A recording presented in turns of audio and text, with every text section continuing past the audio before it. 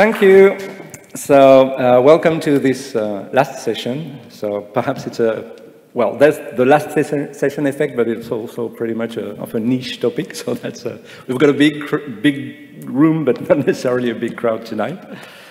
So I'm Guillaume Laforge. I'm a developer advocate for Google Cloud. I mentioned this in introduction as well because when you work in developer relations, it's important to have some, let's say, some level of visibility because you want to reach developers and also be able to hear the feedback from developers. So tools like social media networks are important for us in developer relations because of this, the way it's a communication medium for us. So that's why I was interested in Mastodon, and I've been a Twitter user for, I don't know, 10 years more. I forgot when I joined Twitter. But then I saw, well, whatever is happening with Twitter, with Elon Musk at the head of it. And I was interested in Mastodon. Mastodon is an alternative to Twitter, and which is actually quite nice. So I decided to join and see how it's like on the elephant side of the story. And it's funny because that's the third time I hear some sessions today mentioning elephants, with the elephant in the room. And I have a slide about the elephant in the room later on, you'll see. Final thing as well on that slide, as you can see, I'm at Laforge on Twitter. And if you append the server on which I am, at uwin.net, you're going to have my Mastodon account. And quick questions, who's on Twitter in the audience? Quite a few. Has anyone tried Mastodon as well? Okay, 3, 4, great. So it's still fairly new. There's going to be 3 parts in that presentation. The biggest part is the introduction to Mastodon, comparison with Twitter, and especially also some advice as well.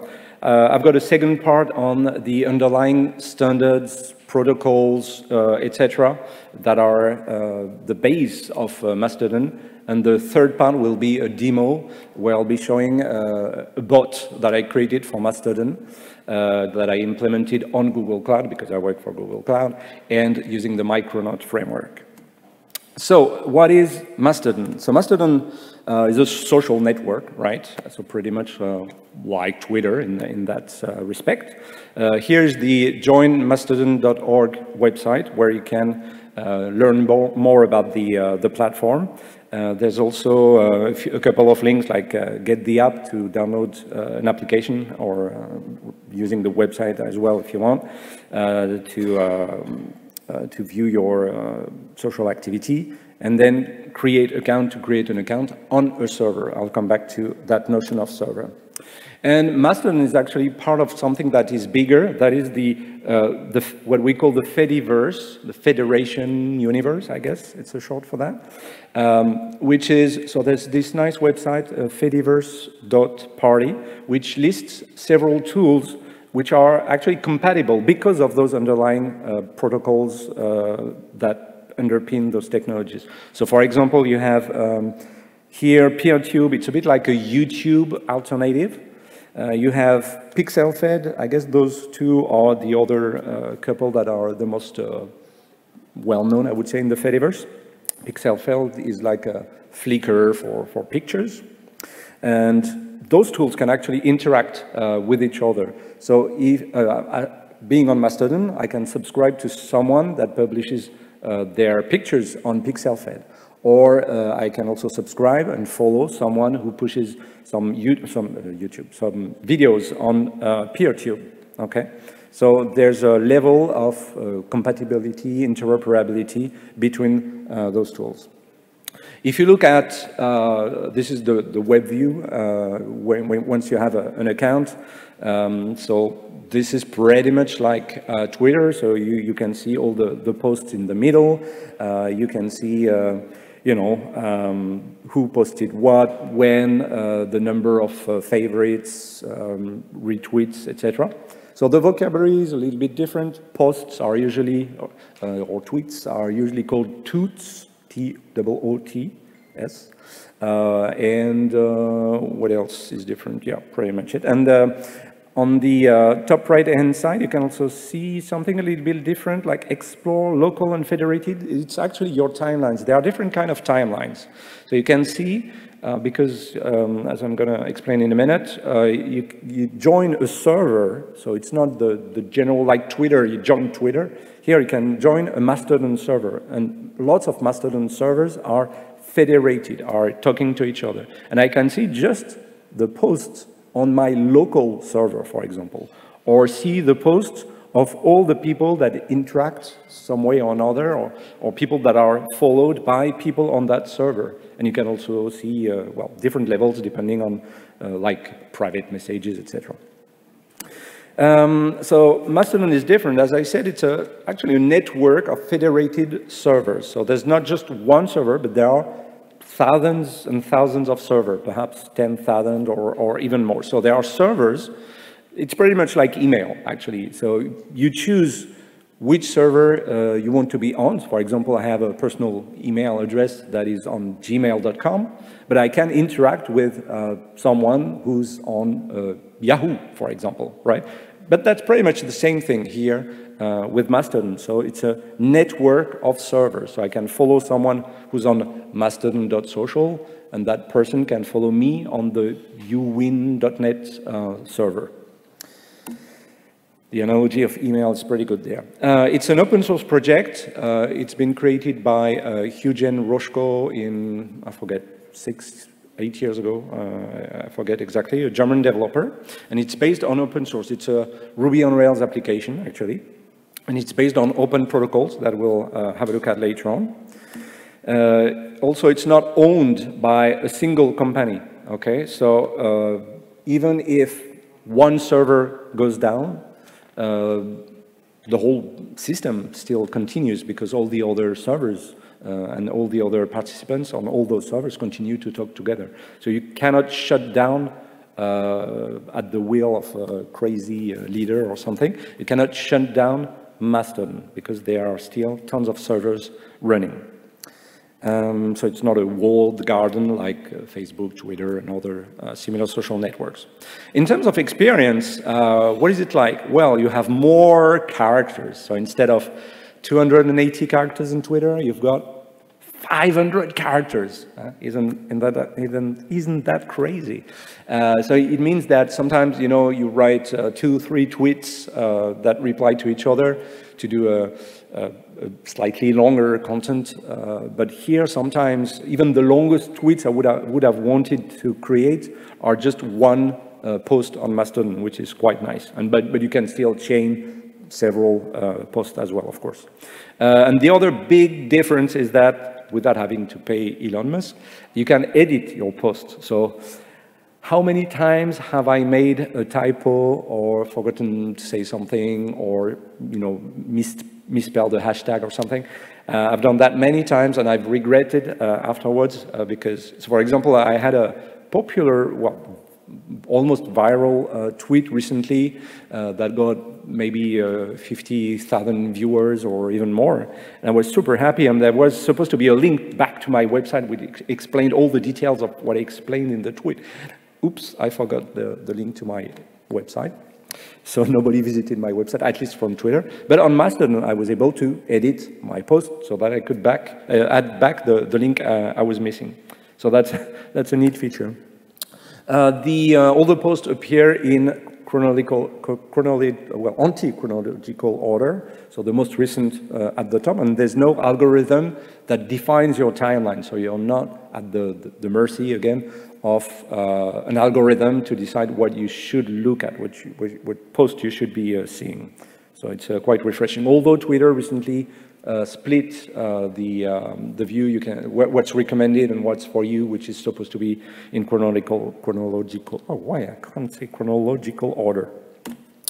Other difference with Twitter, there's no search except for hashtags. So you can search with hashtags, but you cannot search like full text search, if you will. You cannot do that.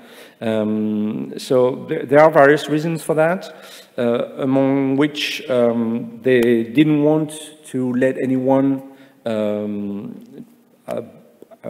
you know, when sometimes on some topics, there are people who are stalking or bothering other people, annoying other people, and they search explicitly for certain keywords to find people to harass and that kind of stuff, and they decided to not add search for that reason. So if you want to search for something, they only support hashtags. So if you use a hashtag, that's explicitly because you want to share on a certain topic, so you can search via hashtag, but not full text search.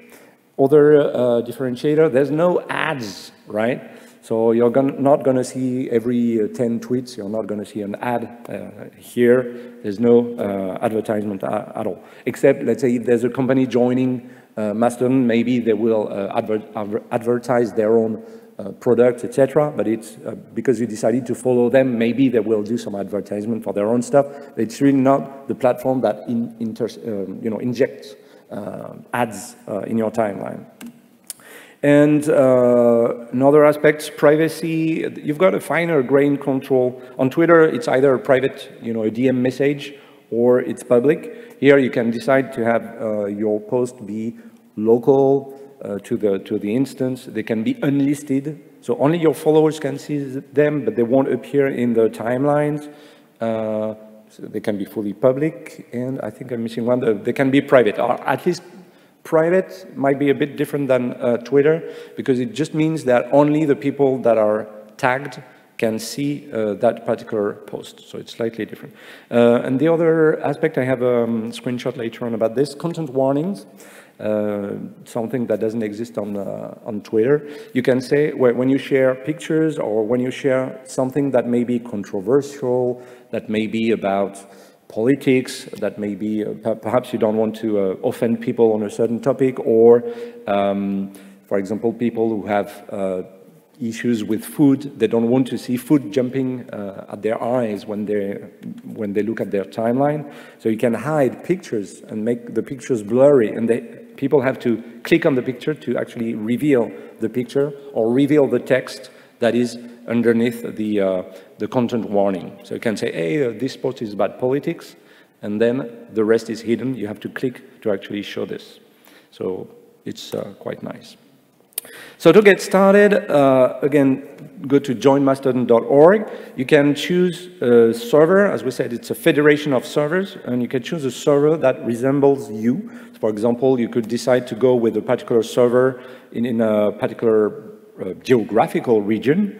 So perhaps, I don't know, I didn't check, but maybe there are some servers that are Greek, or there are lots of Java developers here.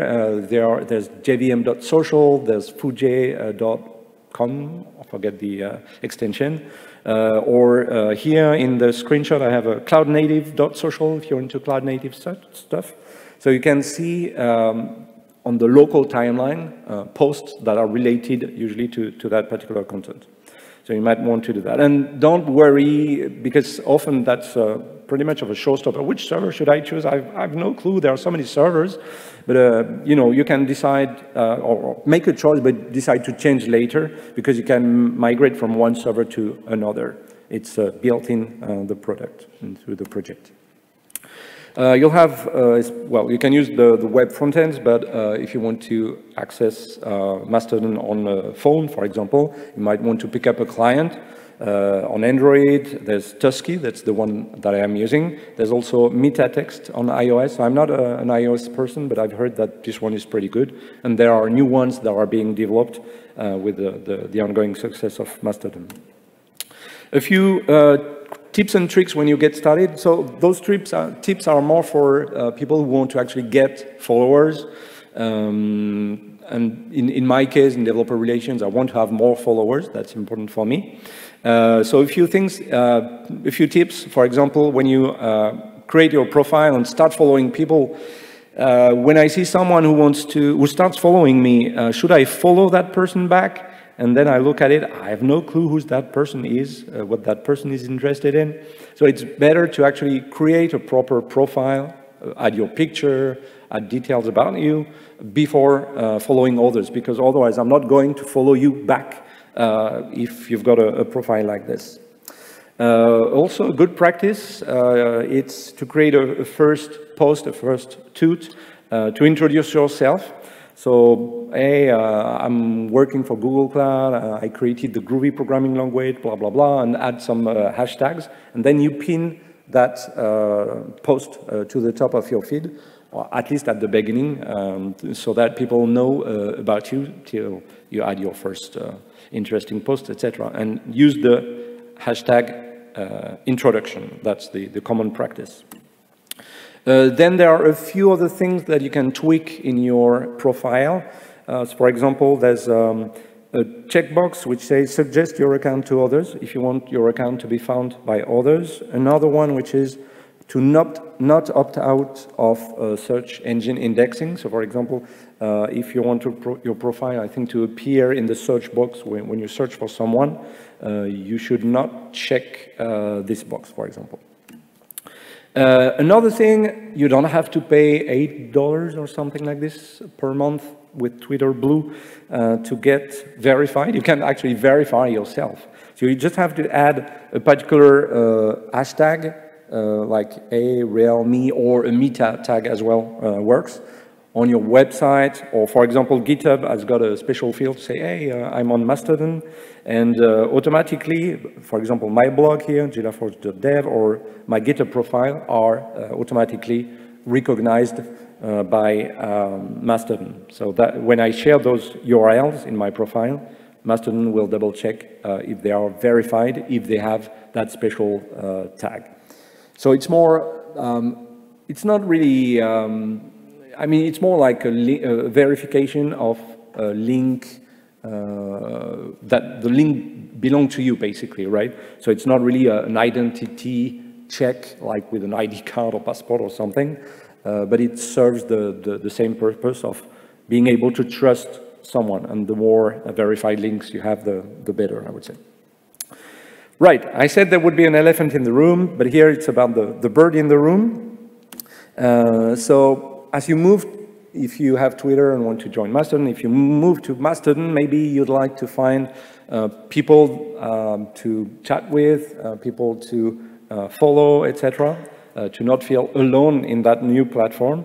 And there are a few tools like Tweetodon, Mastodon, fediverse, which are here to find Twitter users that you are following that have migrated to Mastodon. So it will scrape the profiles on Twitter and try to find if there are some mentions about profiles on Mastodon. So you can follow people who have done the same migration. And you can run those tools on a regular basis, because perhaps if I do that today, for example, perhaps I'd find that some new folks have tried Mastodon. Also, I'd advise you to not delete your Twitter account, because your handle might be, well, you've got a window of 30 days before your Twitter handle disappears. And it means that after 30 days, your handle can be taken by someone else, which means that someone could try to impersonate you by taking this handle on Twitter. So I suggest that you just stop posting on Twitter, mention that you're on Mastodon, but keep your stuff there. There are tools, so if you want, I do use Twitter and Mastodon at the same time. There are tools for automating cross-posting across the two networks. I don't necessarily advise people to do that. It's quite frowned upon by the Mastodon community a little bit. But there's a tool called moa.party, which does this pretty well.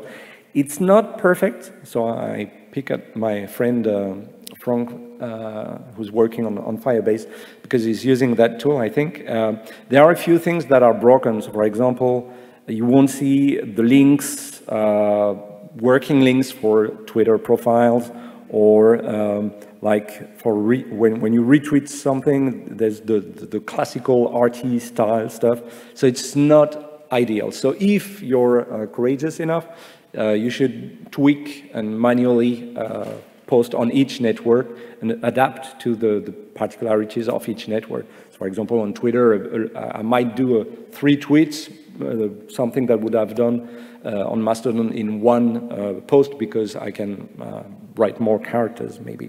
So it's better to you know, use those networks in the best way they are supposed to be working. And a topic which is dear to me, it's accessibility, and it seems that the Mastodon developers have that in mind. And I'm also happy to see the great transcription that we have here at Devoxx Greece.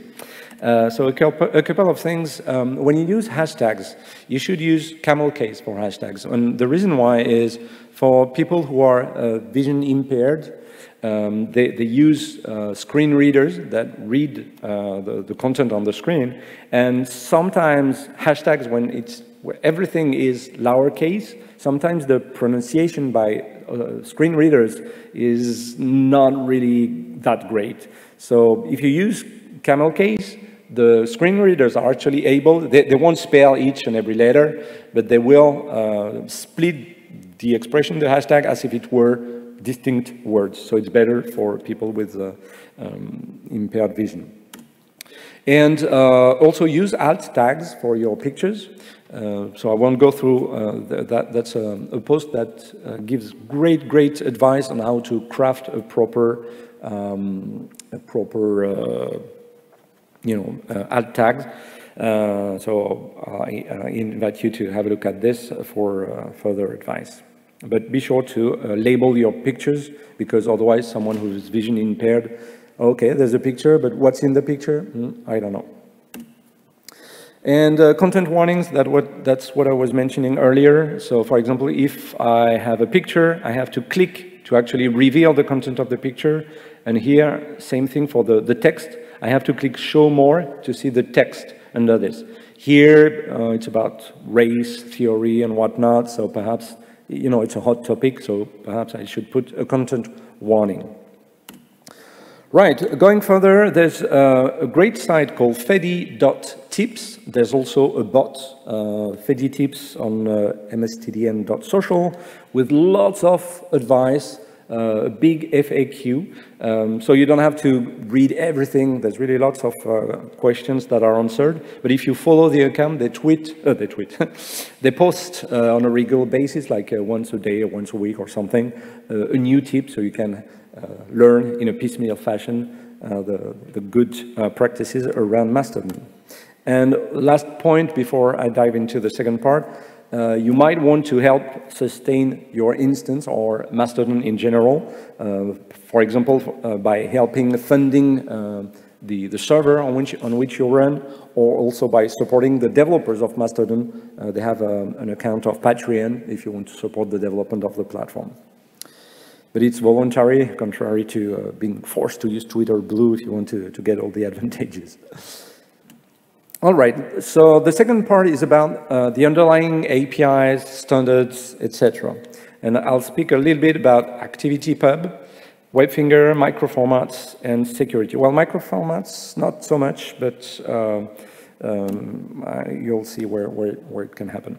All right, so there's a really great article here. It's almost 5 years old, but it's been written by Eugen Rochko, the guy that created Mastodon, who explained how you can actually create an ActivityPub server. So ActivityPub is the underlying standard. It's a W3C standard, which is based on ActivityStream and other W3C standard.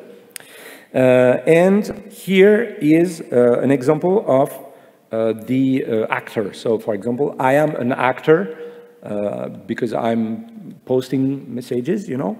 I'm an actor. So here, the actor is called Alice. The syntax is actually using JSON LD, so it's some JSON but with the linked data. It says, okay, we're using the ActivityStream vocabulary, and we define here a type of person. The actor is a person, so that's a human being that's going to post messages. There's an inbox that receives messages. So you've got an inbox and an outbox. Outbox, that's when you post stuff. Inbox, that's when others post stuff that you've subscribed to, when you follow someone, for example, or a hashtag you're interested in. And then you're going to see a public key, because ActivityPub and Mastodon are using asymmetric key cryptography to actually let you sign your messages so that we know that it's really you who posted that particular message. So here I'm going to say, here's my public key, and I keep my private key for myself. But that's really the tools, etc., that handle that for you. So you don't have to handle that manually somehow.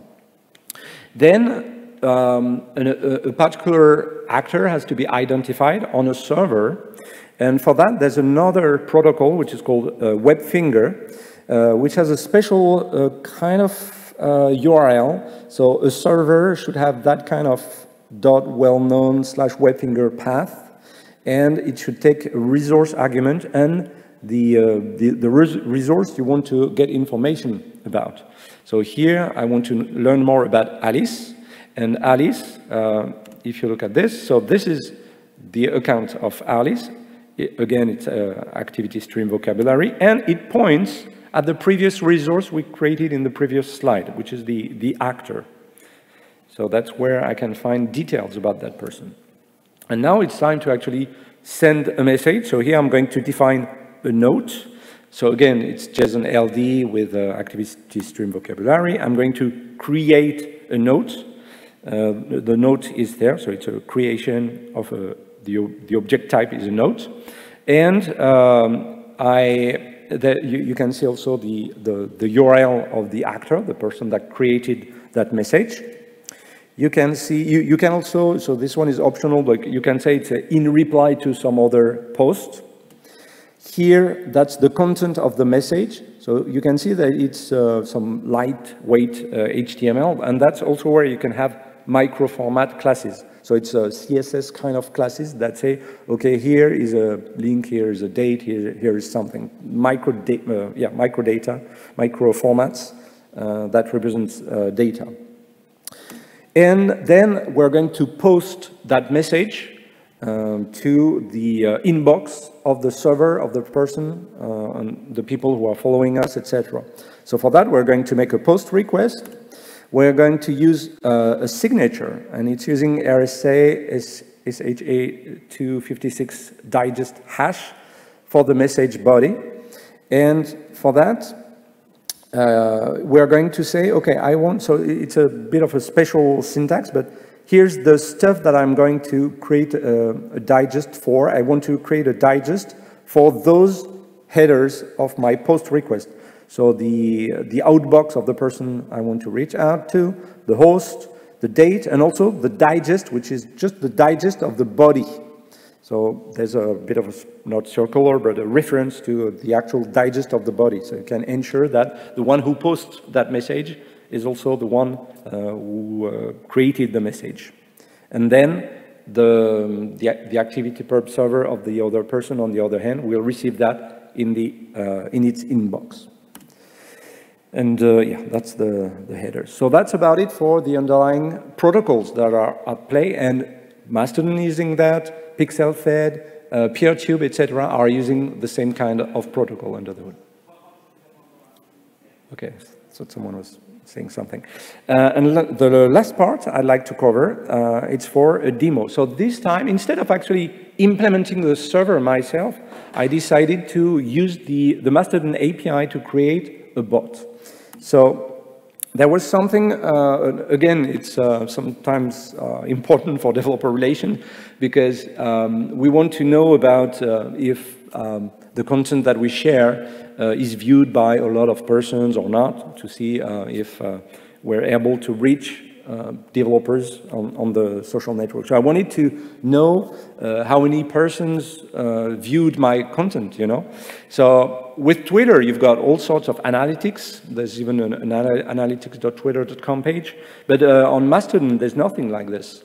Instead, the sole thing I could think of was that, okay, I could get an idea, so it's probably not going to be the actual view count, which would be less than this, but I thought that perhaps the potential reach of a post that I would make on Mastodon would be, the maximum reach, let's say, would be the total, the total number of followers that I have, plus the total followers of all the persons that reshared, that boosted, that retweeted my content.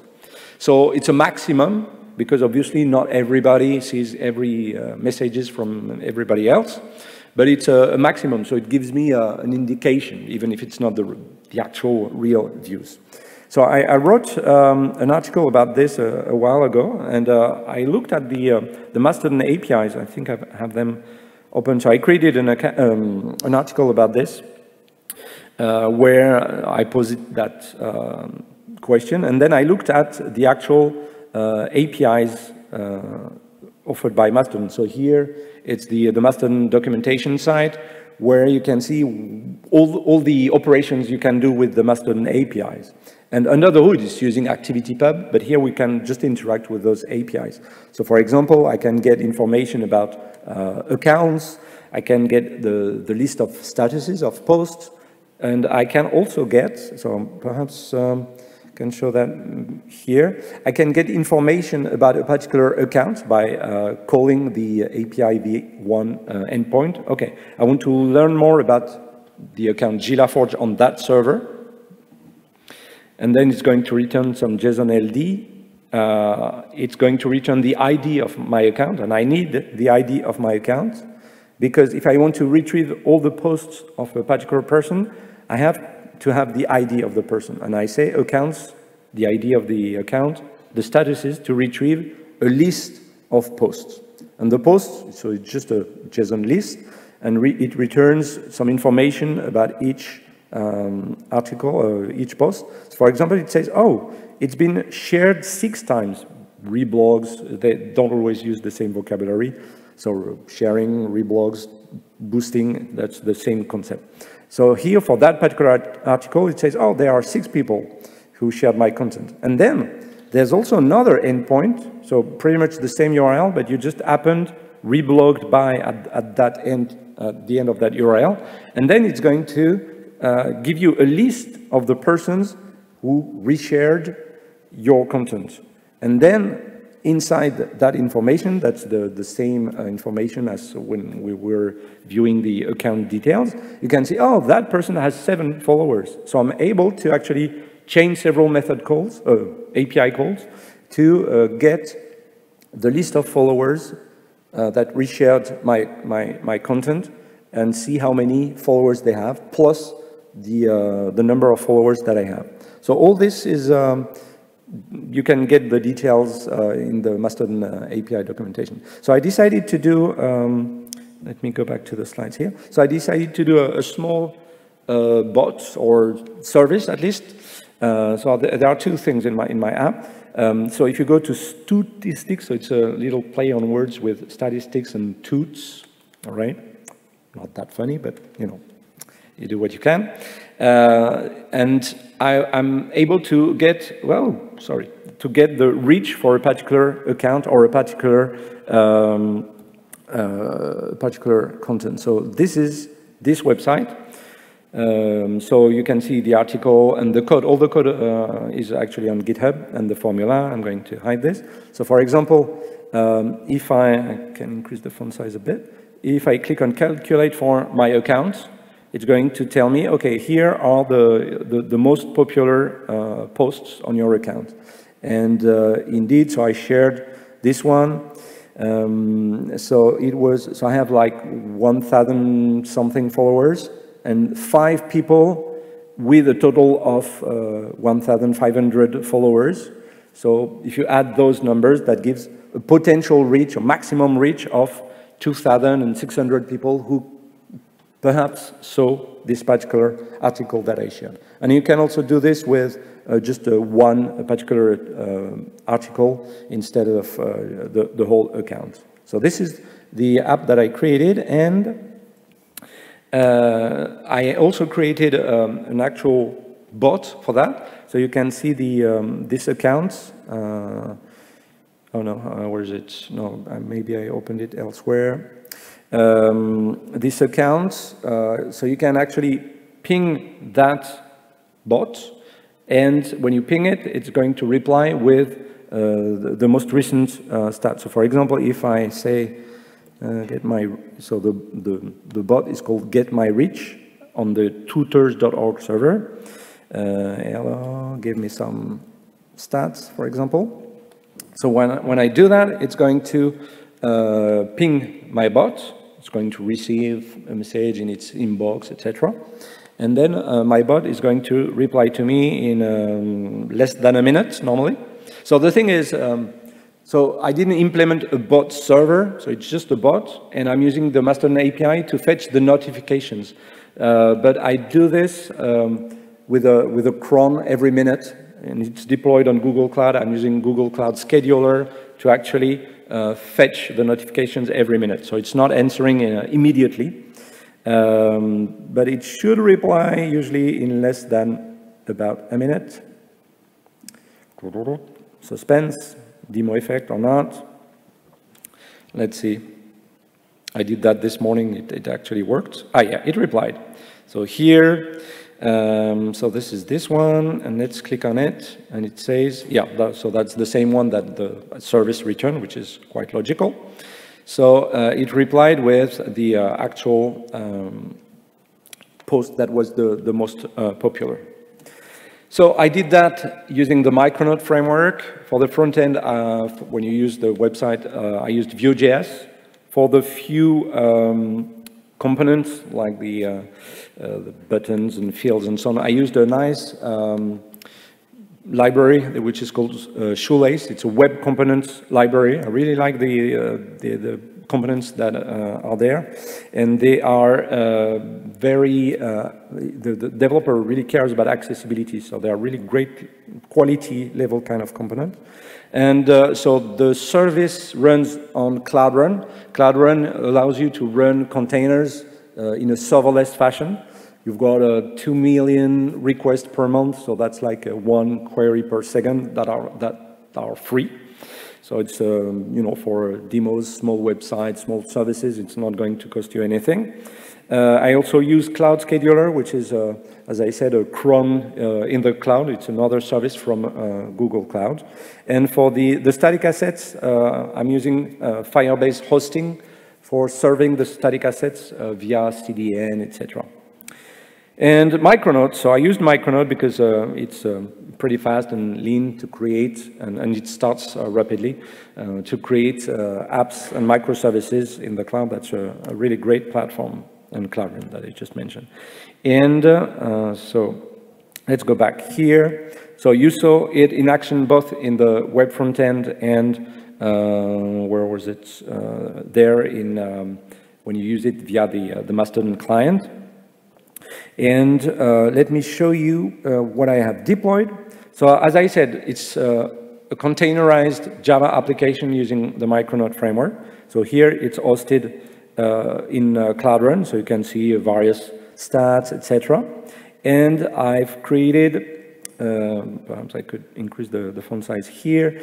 I created a schedule to say that every minute, so that's the cron pattern here, every minute I'm going to ping my server to check the notifications. I could use the built-in scheduling of Micronaut, but since I'm using Cloud Run, if there's no incoming HTTP request, after a while the service is going to be shut down, and it's only when you have regular traffic that one instance keeps running. So if I used the scheduling of Micronaut, that at some point my application would have stopped responding. So instead, I have a scheduler that pings my app, my Micronaut application, so that there's always an app that the service that runs every minute to check the notifications when someone pings my service.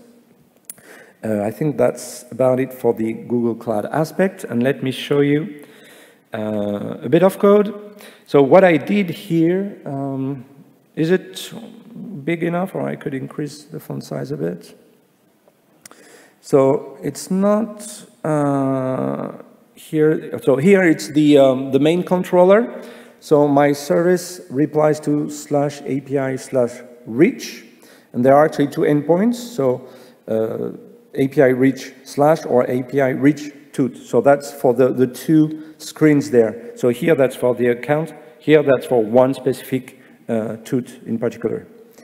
And for that, I'm going to say, okay, so it's a post, it consumes and produces application JSON, and then it takes a parameter, the details of the account I want to get information about, or about the post I want to get details about. And under the hood, it's using this reach service class. So let's have a look at it. And this class has a few, so it's using, yeah, I need to click there. It's using this service class, and I'm using the reactor framework under the hood to reply in a reactive fashion. So for example, there are different methods to get the details of the account. And here you can see how I build the URI, and I make the request, and then I retrieve that value. And I chain all those things together. So here are the individual calls to the Mastodon API of my server. And you can see, so this is really just the URLs that I mentioned earlier. So when you look at those things there, for example, so this is the stuff that's returned by the Mastodon API of my server, okay? Back here, so I get the status, I get the accounts that reshared my content. So pretty much the same structure. I prepare the URI, prepare the request, and then return some results. And then the methods that are more interesting, that's those ones, again using some reactive patterns. So I get the account details, do a flat map on this to get the statuses, and flat map again to get the reach of each and every status. So it's not that readable in terms of compared to request response kind of style, but you get the idea. So that's what powers this screen there. But then for the bots, I did something a little bit different with the Mastodon reach. So this is another controller, and this time there's another endpoint, check notifications, which is going to use, where is it? It's calling, well, I guess, yeah, the get account reach. Where was that? The bots. Yeah, no, the get notifications. And so again, same structure as earlier, to get the notifications of all the people who pinged me. And I'm going to retrieve the details of their account, get their statuses, call and find the reblogs of all their statuses, all their posts. So that's how I build this, and I think I'm done in terms of time. So let's conclude with this. So a few pointers. So I've published my slides already on speakerdeck.com. So Laforge, that's my account, and the first set of slides, the first deck is the one that I showed you today. You'll find in the first few articles on my blog, you'll find the details how I came up with that formula for the reach. And all the code of this application is available on GitHub, Laforge statistics, and you can ping my bot if you want on tutors.org/getmyreach. Efkaristo, right? I hope I did. You did. I used Google Translate correctly. So thanks for your attention.